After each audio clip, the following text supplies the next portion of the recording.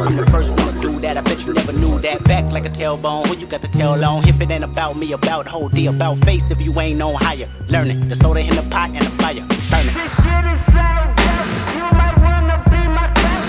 This shit is so dope. You might wanna be my.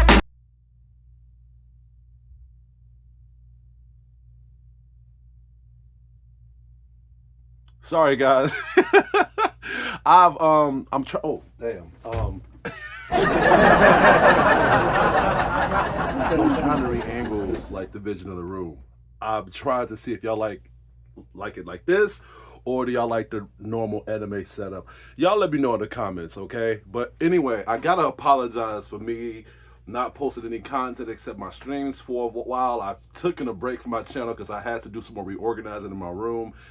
My girlfriend and I was like changing stuff around, moving stuff all over the place so we can give you guys a better look of my setup. But a big apology to one of my OG buddies, Elijah, because he been wanting me to do this review since I became a YouTuber, since forever, and I'm just now doing it. Big apology to you, my boy. And here it is. Man. Blue Gender is a Japanese animation television series that has been created by Ryosuke Takahashi. In the 21st century, the emergence from an incurable condition known as the B-cell growth led some of the affected to become sleepers. People put under stasis until a cure is found. Yuji Kaito, who soon awakened several decades later to a horrifying new reality. Giant bugs known as the Blue have invaded the Earth, and all Yuji can hope to do from escape the city with the ones who saved him and to make the way towards Second Earth. I was a kid when I came across Blue Gender, but unfortunately I have looked the other way. For some reason, this anime did not pull me in that much as a kid, but maybe it's because this anime had a lot on the table to explain towards the mature state of the anime faithful. I was only 9 years old, so I'm pretty sure if I watched it at that point in time, there'll be a lot of things that I would have missed. Only thing that would have probably pulled me in was maybe the blood and gore and the explicit content, but they show it on television, so they had to censor a lot of things out. But I'm pretty sure now that people that is watching Blue Gender would agree with me of just how this anime is not for kids. But I'm more surprised that the pronoun posse hasn't gotten light in this anime either, by switching their whole pronouns to Blue Gender. Bad taste in your mouth, huh? Moving on. I had to put that out there. Well, overall, look, let's change the subject. I thought this anime was good. I thought this anime was good from start to finish.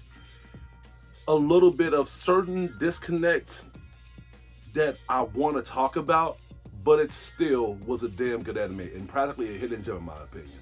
The anime picks up pretty quickly.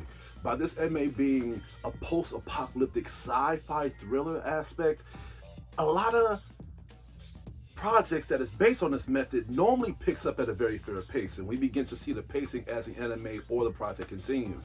And they've done that well here by us being focused on the main protagonist, Yuki Kaito. And Yuki Kaito is awakened from a cryogenic sleep that is literally put off random. He wakes up when things are fucked up. He wakes up and he see a lot of people getting killed by these unknown monsters called the Blue, and I thought that he was going to give us a little bit of a smart aspect of how to survive, but no, he was screaming a lot, he was yelling, he was panicking, he was losing his shit, and I got it, I understood it.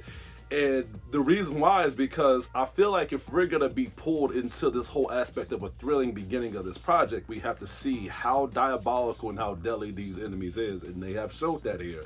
There were so many times I thought he was going to get killed off in the beginning, and I believed it because by me seeing a lot of old enemies back in the day, like 3x3 Eyes, X, Fist of the North Star, and the list goes on, I believe that Yuki probably was going to get his fucking ass killed. I'm sorry, I keep saying Yuki. I mean Yuji. I'm thinking about Yuki from the Future Diary. Yuki!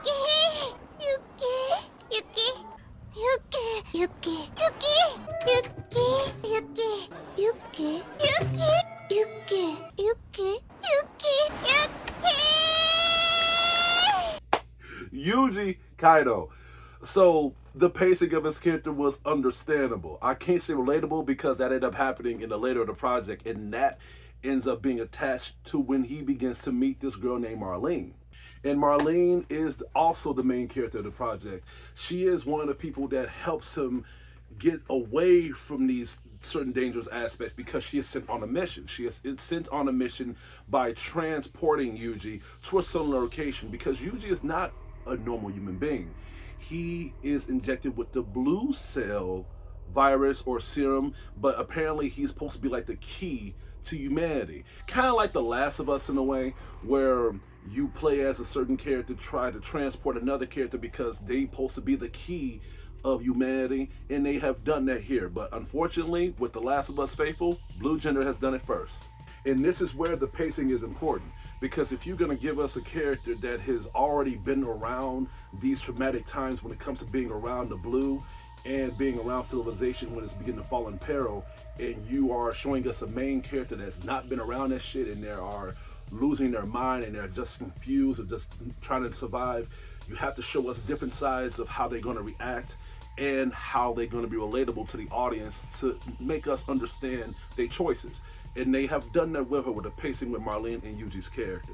And the reason why I'm saying that is because Yuji knows that he's being in the way of a lot of things that Marlene is trying to do. Now, she's not the main operative with the whole group because there are a lot of team members that is trying to help Yuji be transported safely. So he knows that he's trying the best he can to cooperate, but there is so many complications with their transaction. Like, for example, they want to show us how difficult it is by not just by them communicating or just trying to get through these transportations safely, but they wanted to show us how deadly the blue is. And the blue is no freaking joke. The blue is not just these monsters that come in packs and they just kill senselessly and they just look at anything and just, rip them to shreds or whatever. They give you that aspect in the beginning of the project, but as this anime goes on, you begin to see how smart the blue becomes. Now, the blue is easy to kill. They have a core that you have to shoot to kill them, or you can just use bullets to just sponge away to kill them when you lose your shit. And that happens a lot in this anime. But the blue begins to have artificial intelligence. They begin to move in packs. They begin to go through certain maneuvers when it comes to going underground, or they begin to persuade their prey by having their guard down so they can find out what their weakness is. And by this happening, not only that Yuji begins to tremble a lot and Marlene begins to push him out of the way, but the kill count on this anime was very, very surprising. A lot of people fucking died on this anime to the point where I was shocked of who got killed off. There was even some characters that I liked on this anime that they have came across with in their journey that I was beginning to fall for, beginning to have good relations with, and they end up getting killed off. And I'm like, what kind of dance fucking Batum Game of Thrones I can make a kill shit is this? I was beginning to not feel attachment to nobody, but the pacing was done well on this anime to the point where I just didn't have a choice, because the pacing of these characters that they have came across on this journey was not just characters that was relatable when it comes to their choices, but they have helped out Yuji and Marlene progress through the project and tried to go through this transportation safely to the point where I felt like they was reliable. But that just shows you how deadly the blue is. When they become smart, the blue becomes smarter. And I think that's well done when it comes to the enemies of these projects. You have to believe that the enemies can win, at least only once, so we can have our edges on our seat. But this is where the bond between Yuji and Marlene becomes more and more strong, because Marlene knows how deadly the blue is.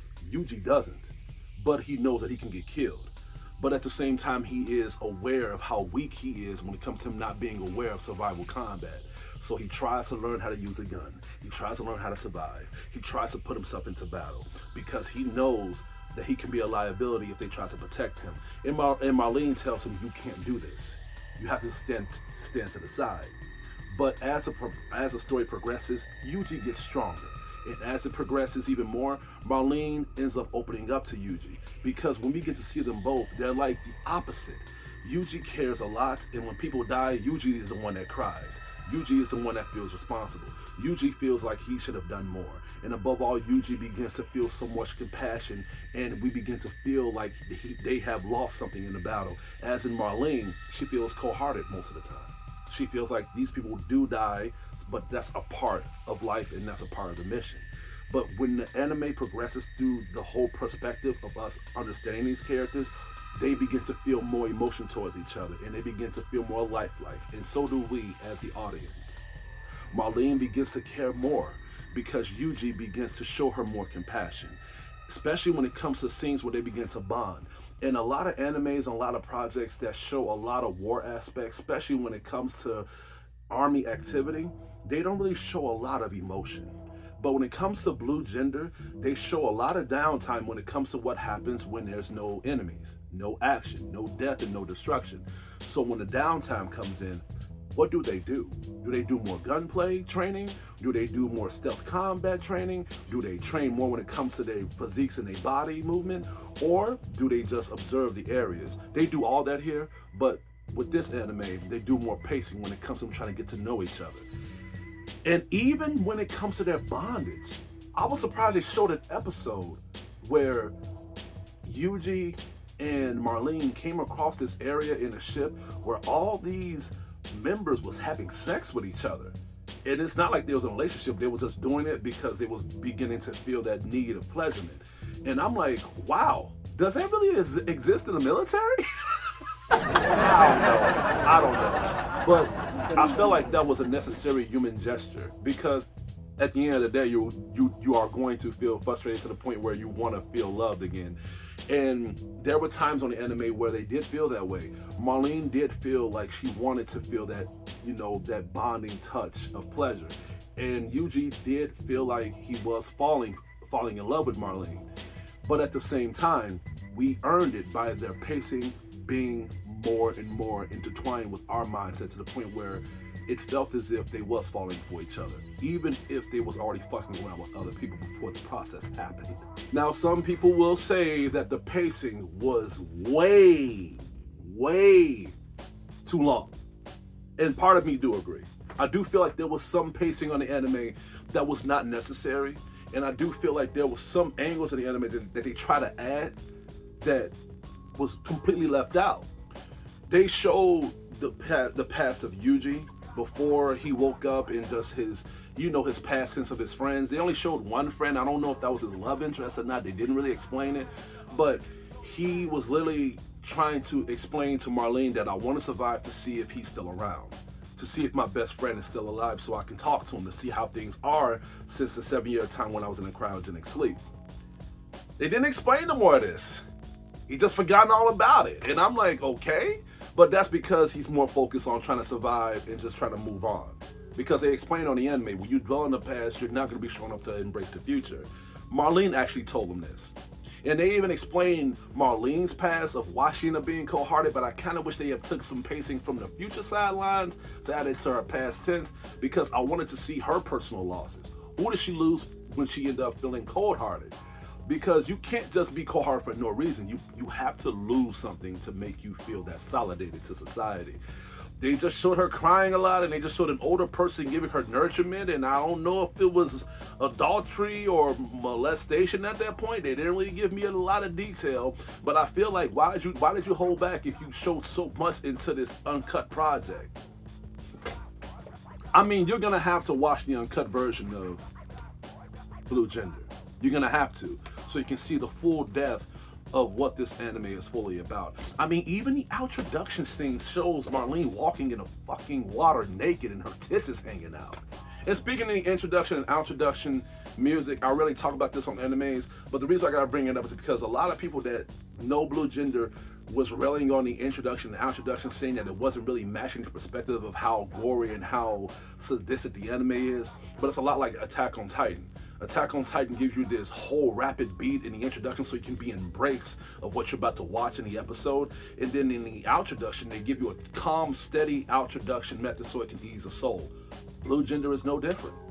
In fact, in the introduction, they show like this pop alternative song that they give you so you can be embraced of the scenery and the introduction, where they just show like them shooting the blue with this Evangelion Gundam outfits that they have, so they can, you know, so they can defend themselves in combat, while you hear the voices of the vocals of the music embracing you in my heartbeat. And then again, when you have the introduction where you just see Marlene just walking in the water, you know, just naked and stuff like that, just so not only that you can ease a soul, but you can stiff in the middle. That was a little too much. But the anime is not for children. But that just to show you that. But it's rare that you see introductions that has enough tendency to show you that stuff. Normally you have to watch the anime so you can see that type of stuff. But the introduction just went balls deep. Wrapping this project up, everything fell flat on the table. When it comes to the blue being more stronger, Marlene and Yuji going through so many stakes. The stakes was high to the point where they revealed a lot of things with these two characters, to the point where I did not think that they was gonna make it out alive. I was so prepared to see like a dramatic like loss between them two. Which one of them are gonna lose their fucking lives for the sake of humanity? And I really thought it was gonna be Marlene, because Yuji was training himself into battle to the point where he really did feel like a badass. He was not afraid of anything anymore, but he was so in depth to the battle to the point where Marlene had to calm him down so much. And they revealed a big twist of why he was like this. And I'm like, wait, what? Are you serious? So when they revealed this twist, they explained who the main enemy was and why the blue are doing the things that they are doing. And I don't want to spoil it. I don't want to spoil it. I might get assassinated if I tell you what the main situation is with this anime. But Jesus Christ, I did not see this coming a mile away. Even in the ending episode, episode 26, when they was at the brink of trying to go through the whole surface of the blue and the whole surface of humanity. And Marlene said something to Yuji that froze me. And it's not like they revealed a twist. They show you a vision of the twist. They gave you a whole little synopsis of something that was happening a mile away. No. Marlene wanted to go with Yuji, but Yuji said, no, you're gonna stay here. And she said why she wanted to go with him. And just those 5 fucking words, the whole world stood still for me. I think that might have been one of the biggest twists in anime history. And it's not like it's something out of the ordinary. It's something very ordinary. But by this being on this anime, fuck. I was like, oh my God, Yuji, what are you gonna do? What are you gonna freaking do? Overall, this anime was indeed enjoyable. It really was. And then I heard they made a movie that came with this. It came with this. I can't wait to watch it so I can review it, because even though I love this anime a lot, I want to see how much further they are really going to explain on the OVA film. Because the way how this anime ended, even if they didn't make a movie, I would have been satisfied with this project. I am going to have to give Blue Gender an A. Ladies and gentlemen, when it comes to old school animes like this, it's hard to find anything that replicate this. Don't get me wrong, you got the Evangelion vibes on here, you got the Gundam vibes on here, and you actually got some Blue Seed vibes on here too, if I'm not mistaken. But that's literally it. It's just what they show you. But when it comes to what you embrace with when it comes to these mixtures, this is one of the best post-apocalyptic animes I have ever fucking seen in an anime project.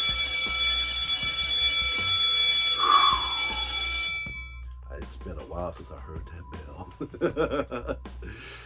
But anyway, let's see if I can say this right, because it's been almost a month. That's all I have to say for today. Please stay tuned for my upcoming reviews and anime videos headed your way. This is Hugo, your critic teacher, and I hope you guys have a good day.